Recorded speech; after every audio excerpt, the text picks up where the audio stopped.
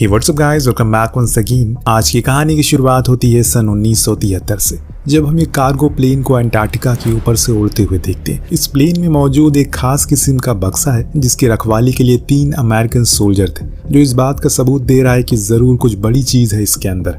इतने में main pilot cabin से बाहर उन 3 में से 2 को मार गिराता, लेकिन इस गोलीबारी में एक गोली को पायलट को लग जाती है, जिससे होता यह है प्लेन नीचे की ओर जाने लगता है। हालांकि मेन पायलट के पास मौका था, लेकिन इतना समय नहीं था कि वो उसे बचा सके, जिसका नतीजा हुआ कि वो बर्फीले चट्टानों से टकरा कर क्रैश हो गया। इसमें सब के सब मारे गए। उस बक्से का क्या हुआ हमें बताया नहीं गया। और सवाल तो ये है कि आखिर उस बक्से में था क्या। कहानी के अगले सीन में हम अंटार्कटिका की एक जगह पर मौजूद यूनाइटेड स्टेट के रिसर्च सेंटर को देखते हैं, जहाँ पर किसी प्रकार की खोजबीन जोरों शोरों से हो रही है। पर उसके साथ साथ अब तापमान भी नीचे गिरने वाला है। फिलहाल अभी तो -55 है। जी हाँ, ये सच है। ये दुनिया की सबसे ठंडी जगह है, लेकिन फिर भी रिसर्चर लगे हुए हैं। इस दौरान हम बेस में यूएस मार्शल कैरी और डॉक्टर डॉग को देखते हैं, जो उसे बता रहे हैं कि कुछ ही दिन के बाद यहाँ पर एक जोरदार तूफान आने वाला है। तुम्हें अब इस जगह से निकलना चाहिए, क्योंकि अगर एक बार विंटर सीजन शुरू हो गया तो बहुत ही ज्यादा मुश्किल हो जाएगी। इतने में कैरी के पास मैनेजर का कॉल आता है, जिसने बताया कि उनके एक पायलट को पहाड़ों के पीछे एक लाश दिखी है, तुम्हें जाकर देखना चाहिए। इसीलिए दोनों ही वहां के लिए निकल गए। पर जब उन्होंने उस लाश को देखा तो सबसे पहला सवाल मन में ये आया कि यहाँ पर आया कैसे, और आया तो मरा कैसे। कैरी उस लाश को पलटने की कोशिश करता है, पर वो पूरी तरह से बर्फ से चिपक चुकी है। लेकिन उन्होंने फिर भी कोशिश करके इसे पलटा, और तब उन्हें एक आईडी कार्ड मिला जिसमें उस आदमी का नाम वाइस लिखा था, जो देखकर डॉग कहता है कि वो इसे जानता है। ये असल में एक जियोलॉजिस्ट है और इसने हमारे साथ काम भी किया है, लेकिन ये यहाँ पर क्या करने के लिए आया था।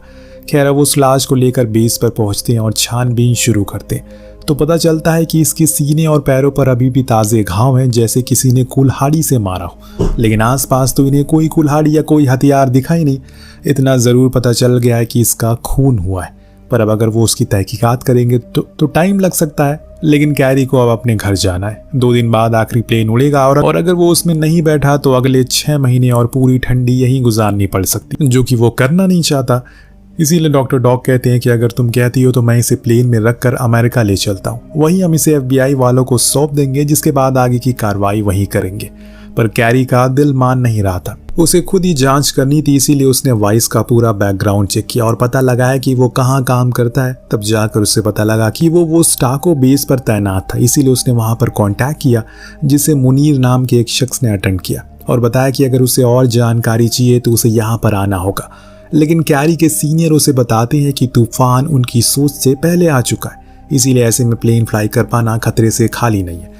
लेकिन कैरी को तो जाना ही था, इसीलिए वो पायलट को लेकर वो स्टाको बेस पर पहुंच जाती है, जो कि रशियन फेडरेशन के अंदर आता है। एक अमेरिकन रशियन स्पेस में है।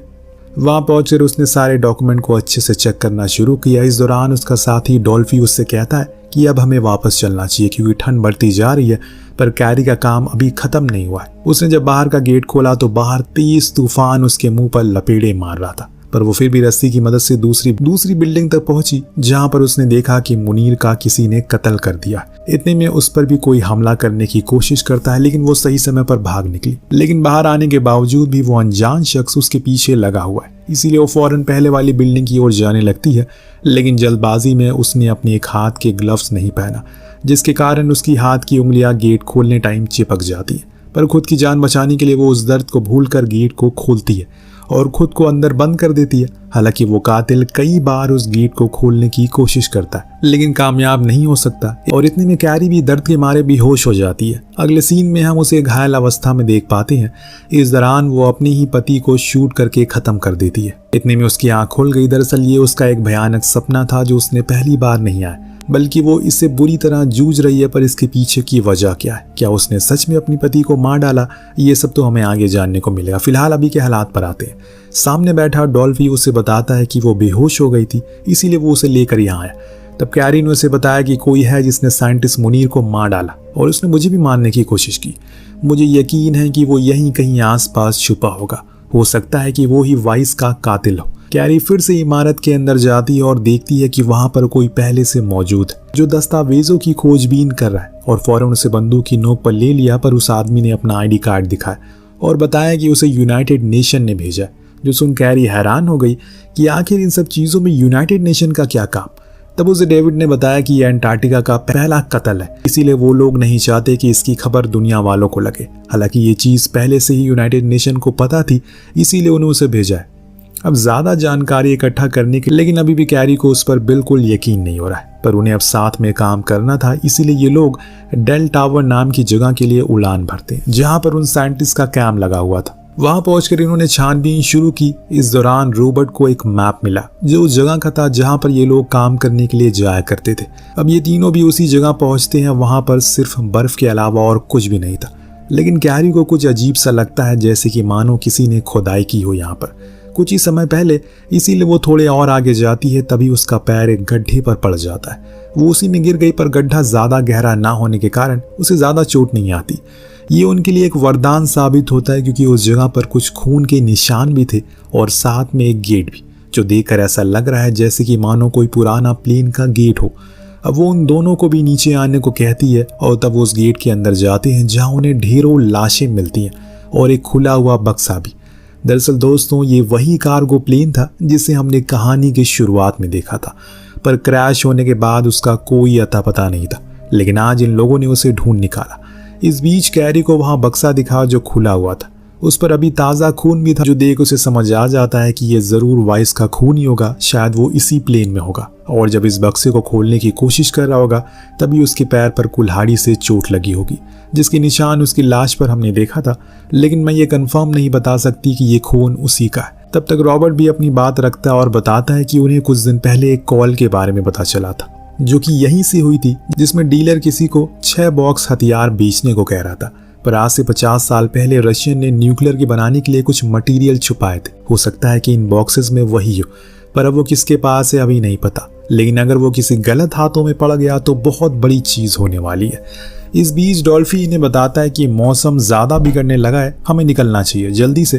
पर उसी समय इनके ऊपर काफी सारी बर्फ आकर गिर जाती है, जिससे होता यह है कि इनका जो बाहर निकलने का रास्ता था वो पूरी तरह से बंद हो जाता है। अब तो धीरे धीरे करके ऑक्सीजन भी खत्म होती जा रही है। अगर ऐसे ही चलता रहा तो ये एक एक करके मर जाएंगे। इस दौरान कैरी को ध्यान में आता है कि हो सकता है कि जब ये प्लेन हवा में हो तभी इसमें कुछ गड़बड़ हो गई हो। उसी दौरान वाइस खुद की जान बचाने के लिए नीचे कूद गया हो। और यहाँ दूसरी वजह भी तो हो सकती है मौत की। खैर, रॉबर्ट को अब एक इमरजेंसी डोर मिल जाता है, जिसे विस्फोट करके ये लोग उस प्लेन से बाहर आ जाते हैं और जाकर अपनी ट्रक में बैठ जाते हैं।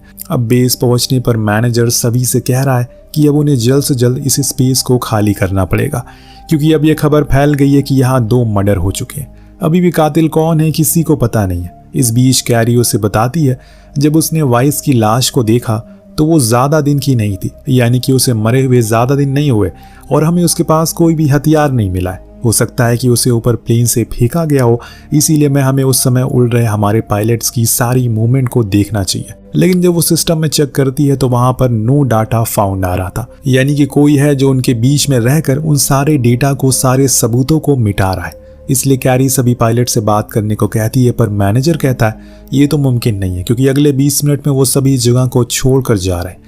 इसके बाद अब कैरी डॉक्टर डॉग के पास अपनी उंगली दिखाने जाती है, जो देख वो बताती है कि इन्फेक्शन अब पूरा फैल चुका है, इसीलिए उन्हें इसको काटना पड़ेगा। कैरी के पास कोई और ऑप्शन नहीं था, इसीलिए उन्हें हाँ कहना पड़ता है। बाद में जब वो अपने रूम में गई तो सारे सामानों को इधर से उधर फेंकना शुरू कर दिया, क्योंकि अब उसे खुद पर बहुत ज्यादा गुस्सा आ रहा है। आखिर क्यों कुछ भी उसके साथ सही नहीं हो रहा है। इतने में डेविड उसके पास आता है, दोनों में काफी बातचीत होने लगती है। इसीलिए वो उसे अतीत के बारे में पूछता है कि आखिर वो यहाँ पर कैसे आई, अमेरिका से। तो जाकर हमें उस डरावने सपने के बारे में जानने को मिलता है। कैरी और उसकी टीम को एक लीड मिली थी, पास के ही टाउन में एक सप्लायर मौजूद है जिसे पकड़ने के लिए ये लोग गए थे। लेकिन वहां जाकर उसे पता चला कि इन सब में उसका पति भी शामिल है, इसीलिए मजबूरन मुझे उसे शूट करना पड़ा। लेकिन उस चीज को मैं आज तक भूल नहीं पाई हूँ। किसी डरावने अतीत की तरह वो मेरे सपने में बार बार आता है। इस बीच इन्हें खबर मिलती है कि वो तीसरा रिसर्चर मिल गया, तो ये दोनों फौरन उसके पास गए बात करने के लिए। पर वो बहुत ही ज्यादा डरा हुआ है, जो देख कैरी ने उसे समझाया कि तुम सेफ हो, तुम्हें घबराने की जरूरत नहीं है, बस हमें ये बताओ कि उस दिन हुआ क्या था। उसने बोलना शुरू किया कि ये लोग मेटेराइट्स के पार्टिकल की खोज के लिए गए थे, पर उन्हें रडार से इस क्रैश हुए प्लेन के बारे में पता चला, तो इन्होंने वहां एक धमाका किया। फिर हम उसके अंदर गए जहां पर लोगों की लाशें पड़ी थी, साथ में एक बक्सा भी था जिसे खोलते टाइम वाइस के पैरों में चोट लग गई। इसके बाद हमने मदद के लिए एक प्लेन बुलाया, जो कि कुछ ही देर में आ भी गया। इससे पहले कि वो कुछ और बता पाता वहां पर डॉक आ जाते हैं, जिन्हें देखकर रूबिन भाग जाता है और जाकर खुद के बाहर वाले रूम में खुद को बंद कर लेता है। इतने में उसके पीछे से वही कातिल आकर उस पर जानलेवा हमला करता है। हालांकि रूबन बाहर भाग जाता है खुद की जान बचाने के लिए, लेकिन वो फिर भी खुद को बचा नहीं पाता। लेकिन कैरी ने उस कातिल पर पीछे से हमला करके उसे बेहोश कर दिया और खुद के कब्जे में ले लिया। इसके बाद हम देखते हैं कि वो और डेविड दोनों ही उस कातिल से पूछताछ करते हैं, जो उन्हें बताता है कि उसका नाम हेनरी है और वो पायलट है जो बाद में प्लेन लेकर आया था इनकी मदद करने के लिए, जहां उसे 6 क्यूब मिले थे। इतने में वहां पर मैनेजर आ गया, जिन्हें उन्हें जल्दी से इन्वेस्टिगेशन करने को कहा, क्योंकि अब वो सभी निकलने वाले हैं। तब कैरी जाकर हेनरी के रूम में चेक करती है कि कहीं वो क्यूब्स मिल जाए, लेकिन वो कहीं भी नहीं थे। जब वो बाहर आई तो देखा कि हेनरी गायब है और डॉल्फी बुरी तरह से जख्मी है, यानी कि वो भाग चुका है।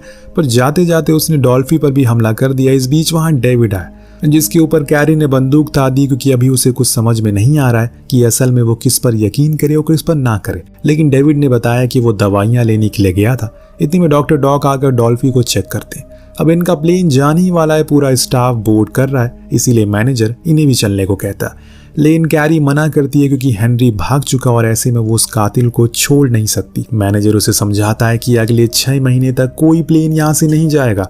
लेकिन अब कैरी ने फैसला ले लिया है कि वो लोग इन्हें लिए बिना उड़ जाते हैं। जिसके बाद अब ये हेनरी की तलाश में लग गए। तभी इन्हें पता चला कि हेनरी के प्लेन की चाबियां नहीं है, ताकि इस तूफान से बच सके। इसीलिए फौरन बाहर गए और बाहर तो भयानक तूफान है, जिसमें सामने खड़ा इंसान भी साफ साफ दिख नहीं रहा था। लेकिन फिर भी ये दोनों आगे जाते हैं ताकि उसे पकड़ सके, लेकिन शिकार खुद इनकी ओर आ जाता है। इनका शिकार करने के लिए वो तो सही समय पर वहां पर कैरी आ गई और उसने हेनरी की रस्सी को काट दिया, जिसे वो उस तूफान में दूर उड़कर कहीं गायब हो गया, जिसका ये मतलब था कि वो अब ज्यादा दिन जिंदा नहीं रह पाएगा इसी ठंड में। इसके बाद ये लोग वापस आते हैं, पर अब इन्हें वो बैग भी दिख जाता है जिसके अंदर वो 6 सिलेंडर बॉक्सेस थे। इसे खोलने के लिए डेविड मना करता है। हो सकता है कि इसमें कुछ रेडिएशन हो, पर कैरी का मानना था कि अगर ऐसा होता तो कुछ ढक्कन पर बना होता और इसीलिए वो उसे खोल देती तो उसमें उसे जेली बीन्स मिलती है, जिसका ये साफ मतलब था कि किसी ने इसके अंदर का सामान बदल दिया है और ये काम किसी अंदर के इंसान का हो सकता है जो कि हेनरी के साथ मिला हुआ था। क्या जो सामान इसके अंदर था उसे प्लेन से लेकर जाया जा चुका है? इसी को पता लगाने के लिए वो प्लेन में लोड कर गए सामानों की लिस्ट को चेक करते हैं। तब उसे पता चलता है कि लैब के कुछ सामान यहीं छोड़ दिए गए, जैसे कि उन 2 डेड बॉडीज को जिसे देखने के लिए वो लैब में गई। उसे पता चला कि उस एक लाश के टाके अभी भी ताजे लग रहे, पर डॉक्टर डॉक ने उसके सामने टाके लगाए थे और इस चीज को काफी समय हो गया, पर अभी तक ये ताजे कैसे हो सकते हैं? कैरी को कुछ शक होता है, इसीलिए वो पेट पर लगी टाकों को कट करती है और अंदर हाथ डालती है तो उसे वहां एक प्लास्टिक बैग मिलता है जिसके अंदर हीरे थे, जो देख वो समझ गई कि इन सब में डॉक्टर डॉग भी मिले हुए। और इतने में वहां वो भी आ गए। उन्हें पता चल गया था कि कैरी को सारा सच पता चल चुका है, इसीलिए उन्होंने बताया कि ये हीरे असल में कच्चे हैं, पर अभी इन्हें 50 सालों से अंटार्कटिका में छुपाया गया था, जिसके बारे में किसी को पता नहीं था, और इसीलिए मैं इन्हें बेचकर खुद की जिंदगी को बेहतर बनाना चाहता हूँ। लेकिन अब कैरी उन्हें अरेस्ट करने की बात कहती है, क्योंकि उनकी वजह से न जाने कितने लोगों की जानें चली गई। हालांकि डॉक्टर को अपनी इस हरकत पर इतना ज़्यादा पछतावा था कि वो कैरी से नज़रें तक मिला नहीं पा रहे थे, इसीलिए उन्होंने वहाँ से गेट को खोला और उसी तूफान में बिना वोलन क्लोथ के बाहर चले गए, क्योंकि अमेरिका जाकर लाखों लोगों के सामने गद्दारी का एग्जाम्पल वो नहीं बनना चाहते। उन्होंने खुद की जान खुद के हाथों से ले ली। इसके बाद अब सिर्फ इस बेस पर 3 लोग बचे हैं, जिसमें है कैरी, डॉल्फी और डेविड, जिन्हें अकेले अब 6 महीने यहीं बिताने होंगे, क्योंकि इन महीनों में कोई भी उनकी मदद के लिए नहीं आने वाला, और इसका रीजन है ये तूफान। वेल, आपको कहानी कैसी लगी हमें कमेंट करके जरूर बताएगा। हम मिलते हैं अगली वीडियो में। Thank you so much watching. Peace out.